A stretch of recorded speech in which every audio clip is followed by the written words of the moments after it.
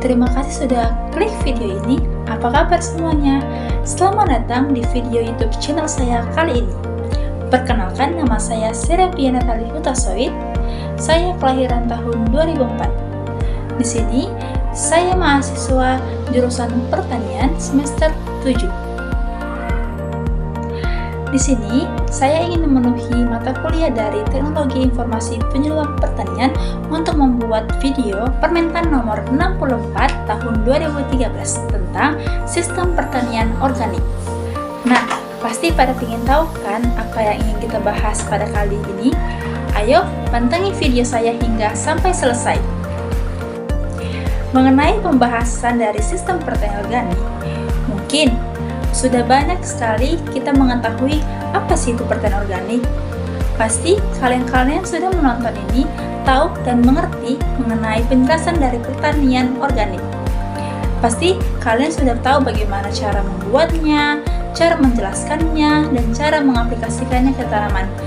Nah, di sini saya ingin memberikan waktu dan kesempatan kalian yang telah menonton video saya kali ini memberikan penjelasan secara terperinci mengenai apa sih itu pertanian organik. Saya berikan kesempatannya, saya berikan waktu 1, 2, 3. Wah, benar sekali apa yang kalian ucapkan. Banyak sekali pengertian-pengertian dari pertanian organik ini. Nah, di sini saya ingin memberikan penjelasan secara terperinci mengenai apa itu pertanian organik. Ayo saksikan videonya. Nah, pertanian organik adalah cara bertani yang mengandalkan bahan dan teknik secara alami tanpa menggunakan pestisida atau pupuk kimia. Petani yang menerapkan metode ini lebih memilih menggunakan kompos, pupuk dari tanaman, dan cara-cara alami untuk mengendalikan hama dan menyegarkan kesuburan tanah. Selain baik untuk lingkungan, produk organik seringkali dijual dengan harga yang cukup lebih tinggi, memberikan peluang bagi petani untuk meningkatkan pendapatan mereka. Dengan semakin banyaknya orang yang mau dan peduli terhadap makanan sehat dan permintaan akan produk organik juga terus meningkat. Jadi, secara keseluruhan, pertanian organik adalah pendekatan yang ramah lingkungan dan berkelanjutan untuk memproduksi makanan yang mendukung kesehatan manusia dan menjaga kelestarian alam. Nah, selanjutnya di sini saya ingin menjelaskan mengenai apa tujuan dari sistem pertanian organik. Nah, tujuan dari sistem pertanian organik itu adalah pertama, menjaga kesehatan tanah. Pertanian organik bertujuan untuk memperbaiki dan menjaga kesuburan tanah dengan menggunakan bahan alami seperti kompos dan pupuk dari tanaman. Ini membantu tanah tetap subur dan produktif dalam jangka panjang. Melindungi lingkungan dengan tidak menggunakan pestisida dan pupuk kimia.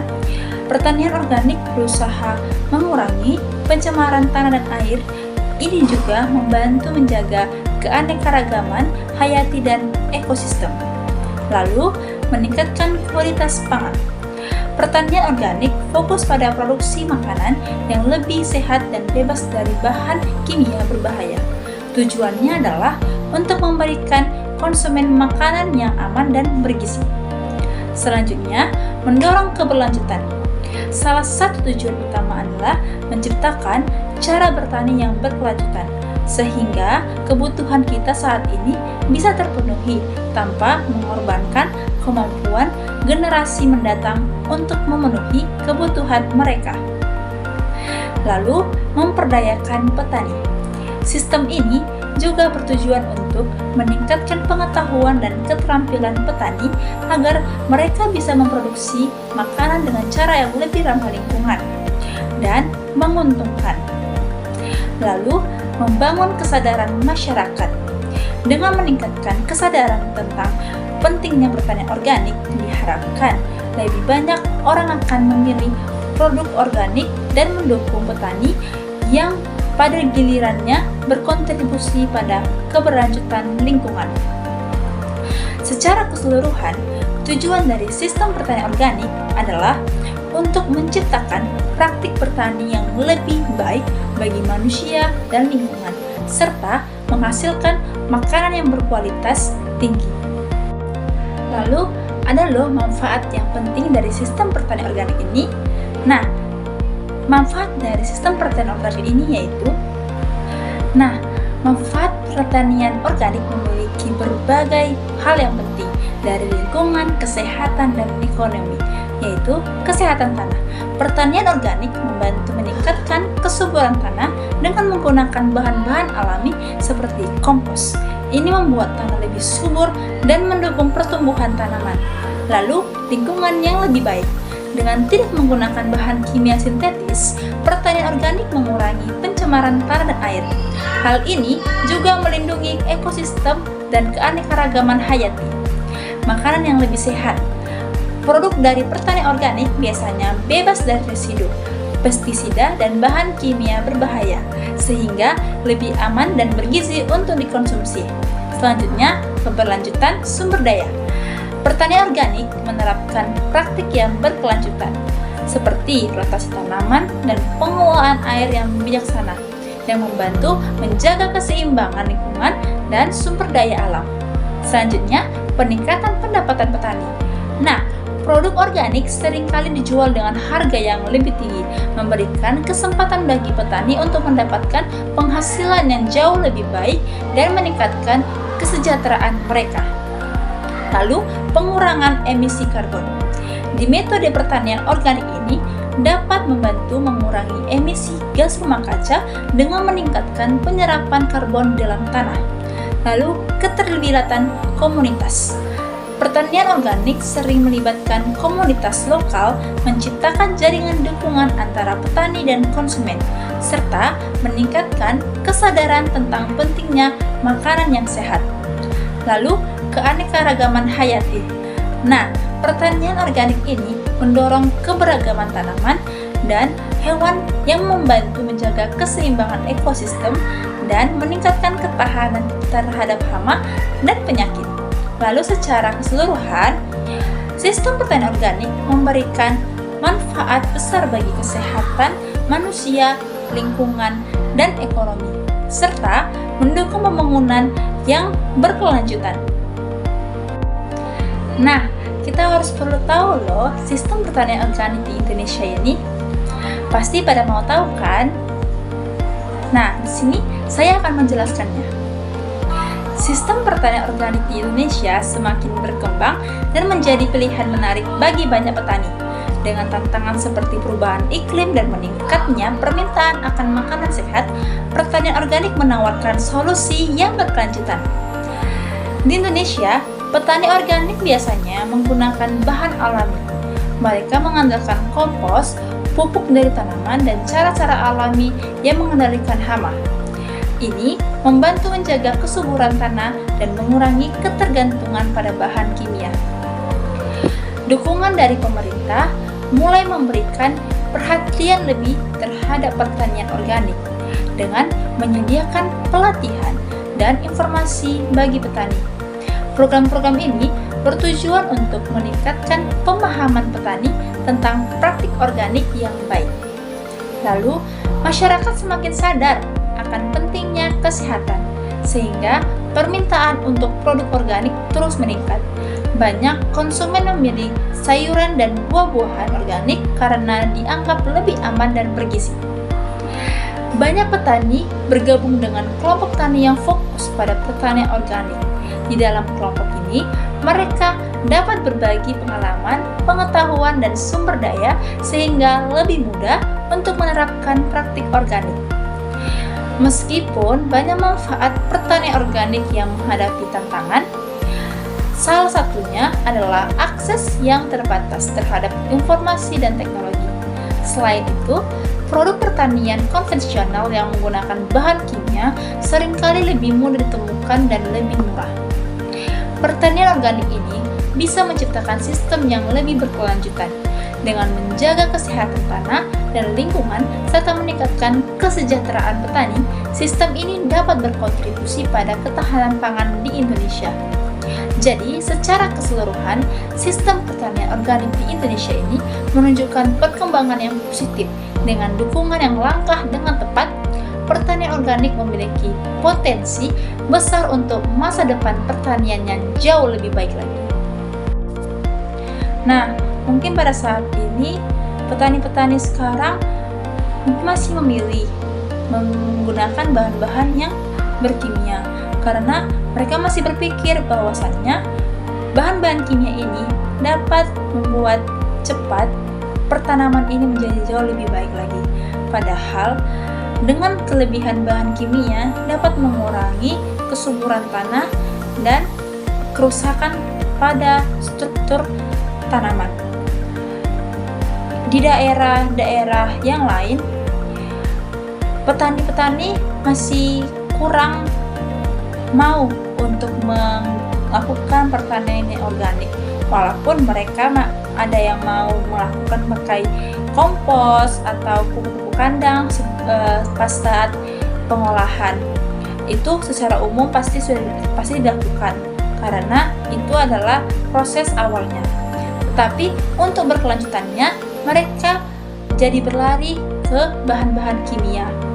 Sebenarnya petani-petani ini ingin melakukan proses yang cepat-cepat saja karena pertanian organik ini emang pekerjaannya itu lambat, tidak cepat, tetapi khasiatnya itu adalah sungguh luar biasa. Tapi kembali dari petani, persepsi petani ingin mendapatkan hasil yang lebih cepat daripada hasil belakangnya, apakah baik atau tidak. Di sini saya ingin bercerita tentang pengalaman saya dari magang 1 dan 2 dan juga PKL. Nah, di magang 1 saya melakukan pertanian organik dengan kelompok magang saya, di mana kami melakukan budidaya organik di sayur pahit. Nah, di situ juga saya belajar untuk bagaimana caranya kita menggerakkan seluruh petani untuk belajar mengenai pertanian organik karena memang sangat bagus untuk tanaman.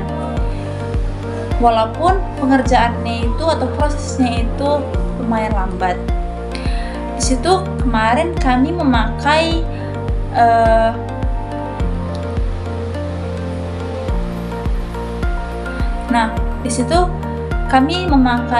pupuk kompos, terus kotoran hewan yaitu kotoran kambing. Lalu di situ kami juga membuat tentang pembuatan fungisida dan pestisida dari bahan-bahan seperti serai, arang, tembakau dan lain sebagainya. Di situ kami juga belajar dengan petani-petani lain bahwasannya di kelompok tani lokasi MBKM 1 saya itu ada juga kelompok tani yang mau bergerak untuk pertanian yang organik. Di situ kami juga belajar bagaimana caranya mengelola pertanian yang organik. Di situ kami banyak pengalaman dan pengetahuan yang diberikan oleh kelompok tani tersebut. Lalu di MBKM kedua, di situ juga kami belajar untuk mengajak para petani melakukan pertanian organik karena di lokasi MBKM 2 kemarin banyak sekali petani yang masih memakai mungkin bahan-bahan yang kimia dan juga di sana itu kurangnya pupuk yang bersubsidi. Jadi bagaimana cara mengolah lahan-lahan mereka itu agak susah. Makanya oleh sebab itu, di sini kami juga mengajak para petani-petani untuk melakukan gerakan pertanian organik dengan didampingi oleh penyuluh-penyuluh di sana. Kami mengajarkan para petani membuat pertanian organik, yang dimana membuat trichoderma atau pestisida nambati untuk penanggulangan hama dan penyakit. Dan puji Tuhannya, petani-petani mau menerima kami untuk menjelaskan penyuluhan kami mengenai pertanian organik. Dan memang benar, pertanian organik ini memang sangat luar biasa khasiatnya untuk masa yang akan datang. Jadi pada intinya banyak sekali pengalaman yang saya alami pada saat saya melakukan bangku kulit. Jadi Pada intinya banyak sekali pengalaman-pengalaman yang saya alami pada saat saya magang dan PKL. Saya bisa belajar bagaimana caranya melakukan pembuatan di sini saya dapat belajar bagaimana melakukan pertanian yang organik dari pembuatan dan cara pengaplikasiannya, juga khasiat-khasiatnya. Lalu saya bisa berani untuk mengajak para petani-petani untuk ayo mencoba pertanian yang organik, di mana pertanian organik ini sangat baik untuk masa-masa yang akan datang. Nah, harapan kedepannya untuk sistem pertanian berkelanjutan ini di masa depan adalah semoga kita bisa menggunakan teknologi modern ini untuk mempermudah pertanian dan mengurangi kerusakan lingkungan. Lalu diharapkan praktik pertanian bisa menjaga berbagai jenis tanaman dan hewan agar ekosistem tetap seimbang. Seperti yang kita ketahui, pertanian merupakan sumber pangan yang sangat penting bagi kelangsungan hidup umat manusia. Menjaga ketersediaan pangan yang cukup dan menjaga lingkungan menjadi tantangan yang semakin kompleks di tengah pesatnya pertumbuhan penduduk dan perubahan iklim yang semakin parah. Pertanian berkelanjutan muncul sebagai solusi untuk mengatasi permasalahan tersebut. Dengan mengutamakan pengembangan praktik pertanian yang dapat digunakan dalam jangka panjang tanpa merusak lingkungan maupun sumber daya alam.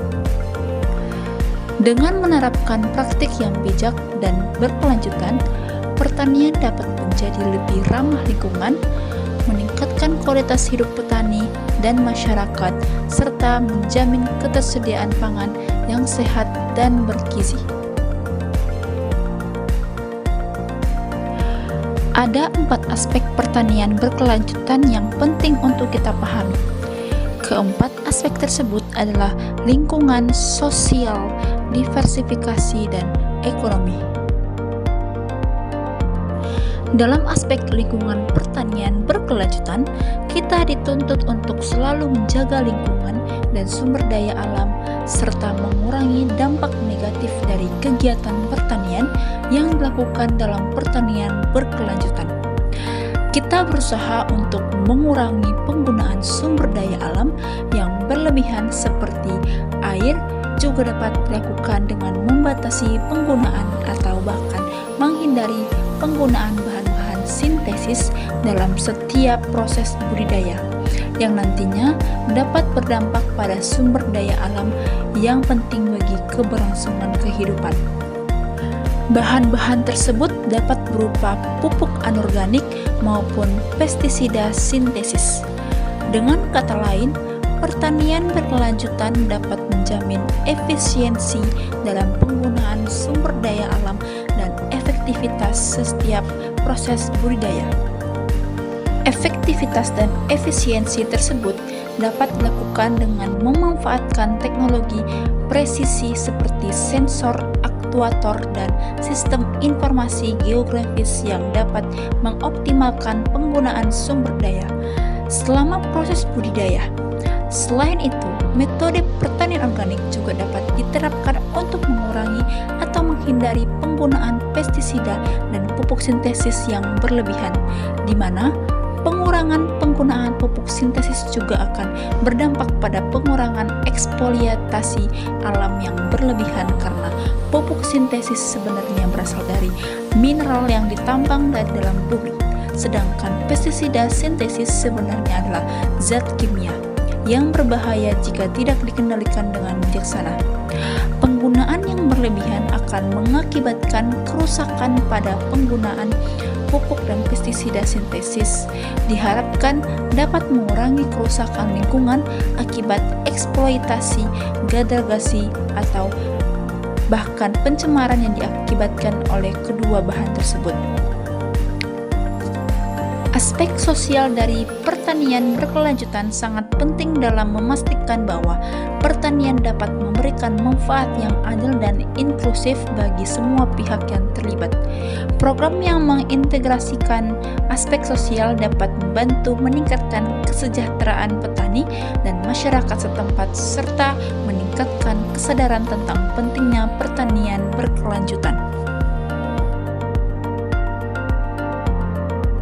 Secara keseluruhan, diversifikasi bertujuan untuk memastikan bahwa setiap proses pertanian dapat berjalan stabil dan berkelanjutan dengan tidak hanya mengandalkan satu jenis komoditas saja.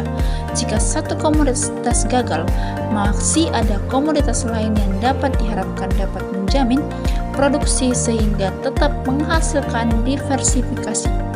Diversifikasi juga memberikan manfaat tambahan dengan menambah keanekaragaman komoditas yang dapat diproduksi. Selain itu, diversifikasi juga mampu meningkatkan kualitas lingkungan dan dapat membantu meminimalkan risiko kerusakan lingkungan akibat sistem pertanian monokultur. Aspek ekonomi dalam pertanian berkelanjutan adalah cara atau metode yang digunakan oleh para pelaku usaha pertanian dalam rangka meningkatkan efisiensi, efektivitas, dan daya saing sektor pertanian. Cara tersebut meliputi pengembangan pasar yang lebih inklusif dari sisi pemanfaatan teknologi. Petani diharapkan mampu meningkatkan produktivitas pertanian dengan menerapkan teknologi yang efektif, efisien, dan tentunya ramah lingkungan yang dapat diterapkan dalam proses panen dan pasca panen tanaman. Selain itu, aspek ekonomi juga meliputi pengembangan pasar yang inklusif bagi petani. Dengan adanya akses pasar tersebut, diharapkan seluruh petani dapat menghasilkan penjualan pertaniannya dengan harga yang wajar dan memperoleh keuntungan yang memadai. Dalam hal ini, baik pemerintah, swasta maupun seluruh lapisan masyarakat memiliki peran untuk membantu dan membuat kebijakan yang mendukung pengembangan pasar, menyediakan akses teknologi dan informasi yang dibutuhkan petani, serta meningkatkan pendidikan dan pemberdayaan masyarakat melalui pendidikan dan penyuluhan pertanian, sehingga kedepannya dapat meningkatkan pendapatan petani dan kesejahteraan setiap masyarakat yang terlibat dalam proses pertanian. Dengan adanya peningkatan pendapatan, petani akan mampu meningkatkan kualitas hidupnya dan mampu terus mengelola lahan seperti pertanian secara berkelanjutan. Secara keseluruhan, penerapan pertanian berkelanjutan dapat dilakukan dengan berbagai cara, seperti melalui program pemerintah, kolaborasi antara pemerintah, industri, dan masyarakat, serta pengembangan teknologi dan inovasi di bidang pertanian. Pertanian berkelanjutan memang merupakan konsep yang kompleks dan melibatkan berbagai aspek yang saling terkait, namun dengan menerapkan praktik yang bijak dan berkelanjutan, pertanian dapat menjadi lebih ramah lingkungan, meningkatkan kualitas hidup petani dan masyarakat, serta menjamin ketersediaan pangan sehat dan bergizi bagi semua orang. Nah, berikut dari isi Peraturan Menteri Pertanian Nomor 64 Tahun 2013 tentang Sistem Pertanian Organik.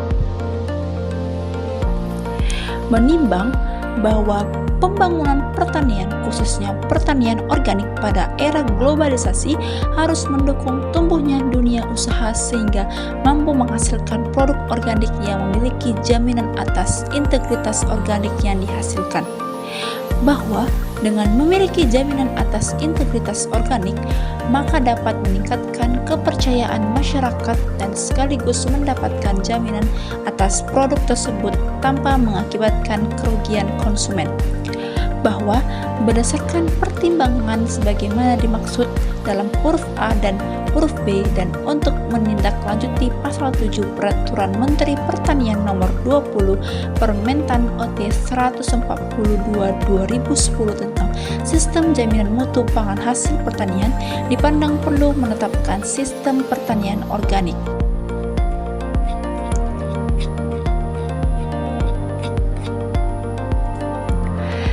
Memutuskan menetapkan Peraturan Menteri Pertanian tentang Sistem Pertanian Organik Bab 1 Ketentuan Umum Pasal 1 Dalam peraturan ini yang dimaksud dengan sistem pertanian organik adalah sistem manajemen produksi yang holistik untuk meningkatkan dan mengembangkan kesehatan agroekosistem termasuk keragaman hayati, siklus biologi, dan aktivitas biologi tanah.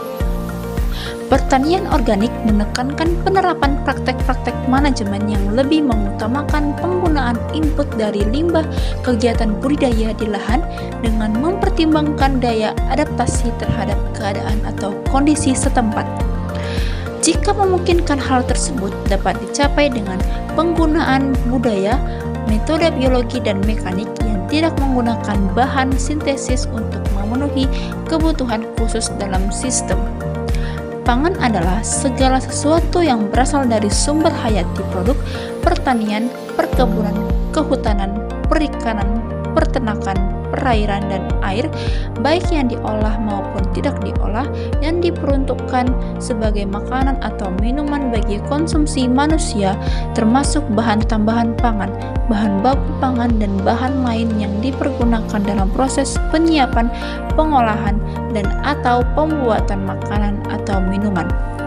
Pangan organik adalah pangan yang berasal dari suatu lahan pertanian organik yang menerapkan praktek pengelolaan yang bertujuan untuk memelihara ekosistem dalam mencapai produktivitas yang berkelanjutan, melakukan pengendalian guna, hama, dan penyakit melalui beberapa cara seperti daur yang ulang biasa, tumbuhan dan ternak, seleksi dan penggiliran tanaman, pengelolaan air, pengolahan lahan dan penanaman, serta penggunaan bahan hayati atau pangan.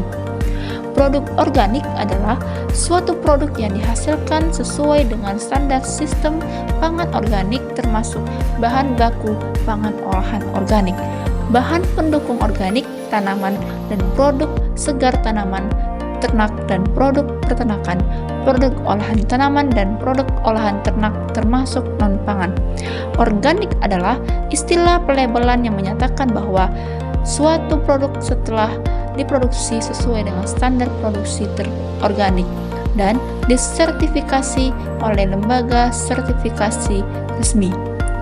Otoritas kompeten pangan organik yang selanjutnya disebut OKPO adalah institusi pemerintah yang mempunyai kewenangan atau kekuatan untuk melakukan pengawasan pangan segar organik yang dimaksudkan dan untuk atau beredar di wilayah Indonesia. Standar Nasional Indonesia yang selanjutnya disebut SNI adalah standar yang berlaku secara nasional di Indonesia yang dirumuskan oleh panitia teknis yang ditetapkan oleh BSN. SNI Sistem Pangan Organik adalah SNI 600/729/2010 Sistem Pangan Organik dan revisinya. Pasal 2, peraturan ini dimaksudkan sebagai dasar hukum dalam pelaksanaan sistem pertanian organik. Pelaksanaan sistem pertanian organik berpedoman pada SNI Sistem Pangan Organik. Tujuan ditetapkannya peraturan ini sebagai berikut: mengatur pengawasan organik Indonesia, memberikan penjaminan dan pelindungan kepada masyarakat dari peredaran produk organik yang tidak memenuhi persyaratan, memberikan kepastian usaha bagi produsen produk organik, membangun sistem produksi pertanian organik yang kredibel dan mampu telusur, memelihara ekosistem sehingga dapat berperan dalam pelestarian lingkungan dan meningkatkan nilai tambah dan daya saing produk pertanian. Pasal 3, ruang lingkup peraturan ini meliputi budidaya pertanian organik, sarana produksi dan pengolahan, sertifikasi, pelabelan, pembinaan dan pengawasan, serta sanksi dalam penerapan sistem pertanian organik. Pasal 4, unit usaha yang memproduksi, mengolah, memasukkan produk organik untuk tujuan pemasaran atau yang memasarkan produk organik harus sesuai dengan penerapan sistem pertanian organik yang ditetapkan dalam peraturan ini. Penerapan sistem pertanian organik sebagaimana dimaksud pada ayat 1 dibuktikan dengan sertifikat organik. Unit usaha yang telah melihat atau memiliki sertifikat organik harus mencantumkan logo organik Indonesia. Bab 2. Budidaya pertanian organik. Pasal 5. Budidaya pertanian organik untuk produk asal tanaman harus memenuhi persyaratan sebagaimana tercantum dalam lampiran 1 yang merupakan bagian tidak terpisahkan dari peraturan ini. Budidaya pertanian organik untuk produk asal ternak harus memenuhi persyaratan sebagaimana tercantum dalam lampiran 2 yang merupakan bagian tidak terpisahkan dari peraturan ini. Budidaya pertanian organik untuk produk tertentu harus memenuhi persyaratan sebagai berikut. Jamur dan produk jamur organik. Lokasi tumbuh jamur harus bebas dari kontaminasi bahan-bahan berbahaya. Sumber air untuk budidaya jamur berasal dari sumber mata air yang langsung atau dari sumber lain yang tidak terkontaminasi oleh bahan kimia sintesis dan cemaran lain yang membahayakan. Air yang berasal selain dimaksudkan pada angka 1 harus telah mengalami perlakuan untuk mengurangi cemaran. Penggunaan air harus sesuai dengan prinsip konservasi air. Tidak diperkenankan menggunakan media tumbuh dan pupuk yang berasal dari bahan kimia sintesis. Dalam pengelolaan organisme pengganggu tidak diperkenankan menggunakan bahan kimia sintesis. Bibit jamur harus berasal dari jamur organik. Apabila tidak tersedia bibit sebagaimana dimaksud pada huruf E, maka untuk pertama kali budidaya memperkenankan menggunakan bibit yang berasal dari non-organik. Pasal 6.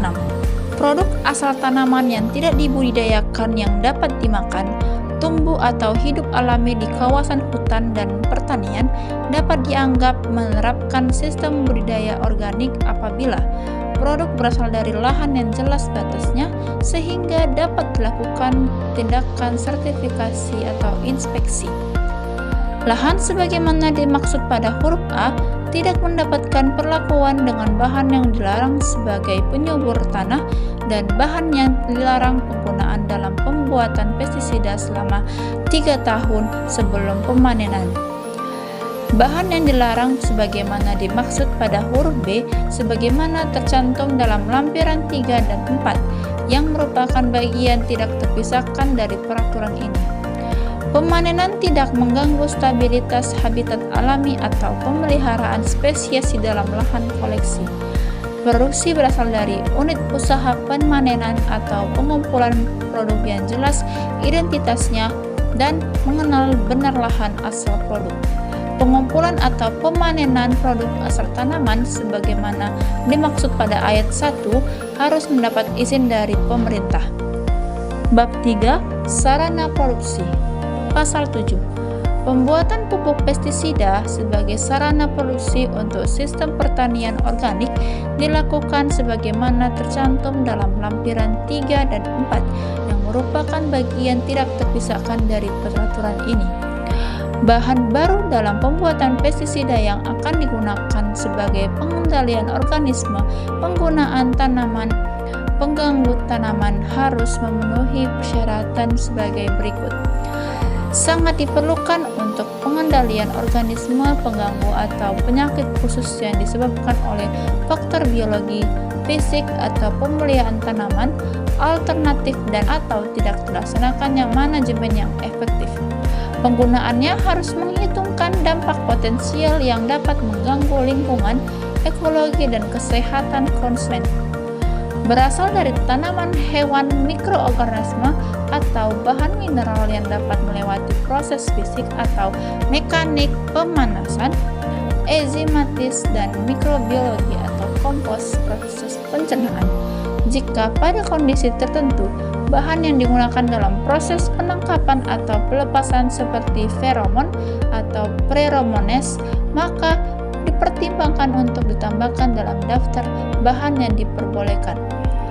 Jika bahan sebagaimana dimaksud pada huruf D tidak tersedia secara alami, dalam jumlah yang mencukupi, penggunaan bahan tersebut tidak boleh meninggalkan residu pada produk. Penggunaan bahan dibatasi pada kondisi, wilayah, dan komoditi tertentu. Penggunaan bahan baru sebagaimana dimaksud pada ayat 2 harus dilakukan evaluasi dengan melibatkan pemangku kepentingan. Pasal 8. Sarana produksi yang diproduksi untuk diedarkan dan dipakai untuk usaha pertanian organik harus mendapatkan izin edar sesuai ketentuan peraturan perundang-undangan yang berlaku. Bab 4. Sertifikasi. Pasal 9. Setiap unit usaha yang telah menerapkan sistem pertanian organik dapat mengajukan sertifikasi kepada lembaga sertifikasi organik yang telah diakreditasi oleh KAN. Sertifikasi sebagaimana dimaksud pada ayat 1 dilakukan sebagaimana tercantum dalam lampiran 5 yang merupakan bagian tidak terpisahkan dari peraturan ini. Bab 5. Pelabelan. Pasal 10. Semua produk organik yang beredar di Indonesia, baik produksi dalam negeri maupun pemasukan, harus mencantumkan logo organik Indonesia. Produk organik sebagaimana dimaksud pada ayat 1 adalah produk yang telah memperoleh sertifikat organik. Produk organik yang mengalami proses pengemasan ulang tidak diperbolehkan mencantumkan logo organik Indonesia sebelum dilakukan sertifikasi ulang.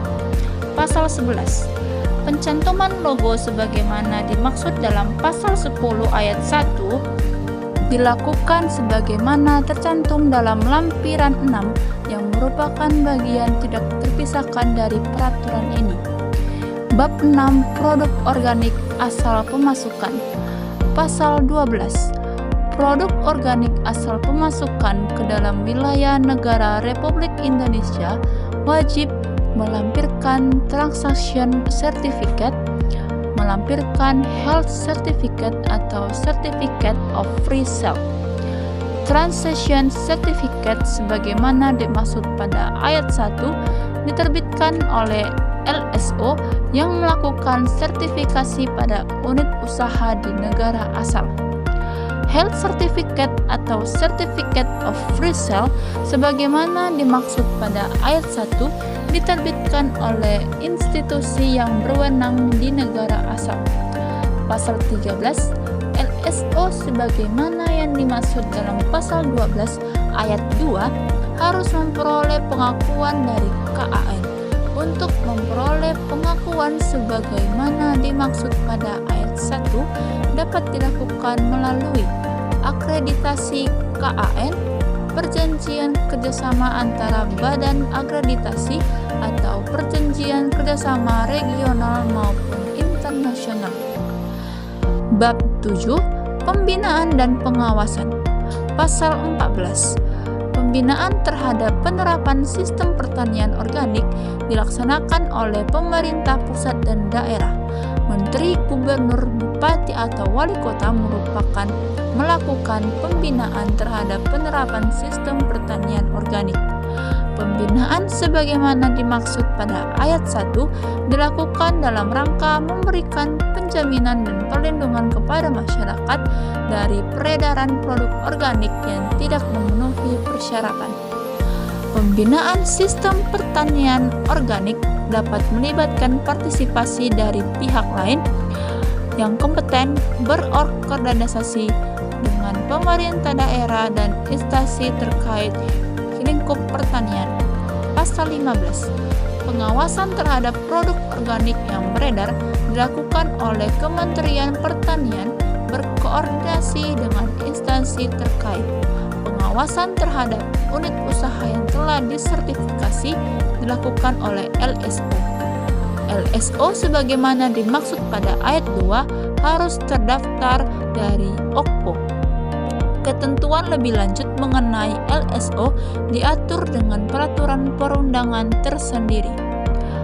Pasal 8. Sanksi. Pasal 16. Unit usaha yang melakukan pelanggaran terhadap ketentuan peraturan ini akan dikenakan sanksi sesuai peraturan perundang-undangan yang berlaku.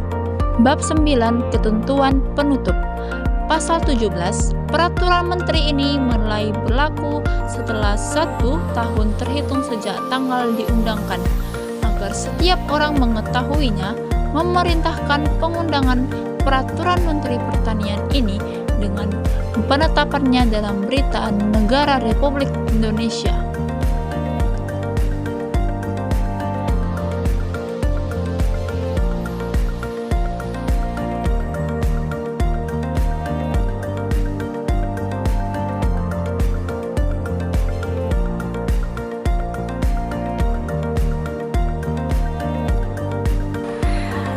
Harapannya adalah petani beralih ke metode organik untuk mengurangi penggunaan bahan kimia yang merusak tanah dan air. Meningkatkan pengetahuan masyarakat tentang pentingnya memilih produk lokal dan mendukung pertanian yang berkelanjutan. Dan semoga ada kebijakan yang mendukung petani dalam menerapkan praktik berkelanjutan seperti insentif dan bantuan. Membangun sistem yang lebih baik, transparan sehingga petani mendapatkan harga yang adil dan konsumen mendapatkan produk yang berkualitas.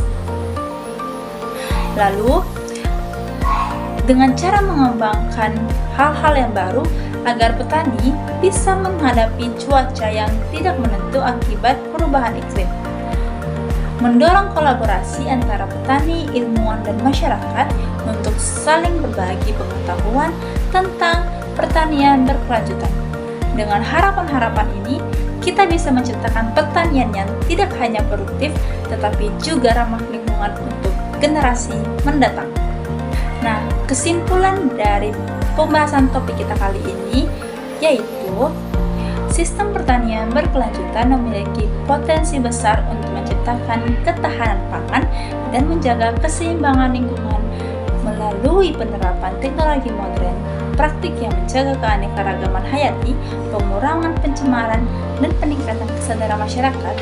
Kita dapat memperkuat sistem pertanian berkelanjutan memiliki potensi besar untuk menciptakan ketahanan pangan dan menjaga keseimbangan lingkungan melalui penerapan teknologi modern, praktik yang menjaga keanekaragaman hayati, pengurangan pencemaran, dan peningkatan kesadaran masyarakat. Kita dapat memperkuat sistem pertanian. Dukungan dari pemerintah, rantai pasok yang adil, dan kolaborasi antara berbagai pihak juga sangat penting untuk mencapai tujuan ini. Dengan pendekatan yang holistik dan berkelanjutan, kita dapat membangun masa depan pertanian yang jauh lebih baik untuk generasi yang mendatang. Nah, sungguh menarik bukan pembahasan dari topik kita kali ini mengenai Permentan nomor 64 tahun 2013 tentang sistem pertanian organik. Nah, terima kasih sudah menonton. Banyak sekali manfaat dan tujuan yang kita dapat dari video kali ini. Sampai jumpa di video selanjutnya. Bye-bye. Terima kasih. Semangat!